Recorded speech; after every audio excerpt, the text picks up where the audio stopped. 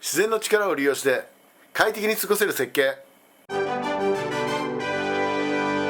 ぶどう農家の長男に生まれ、美味しいぶどうを作る予定が運命的な出会いで建築業界に入り、今は住宅設計という楽しいことをしている一級建築士宮田がお送りします。さて今回ご依頼いただきましたのは、ご夫婦と小さなお子様2人の4人家族、エコで快適な生活をしたいとのご要望、自然の力を利用したパッシブデザイン設計、プランニング仕上げます。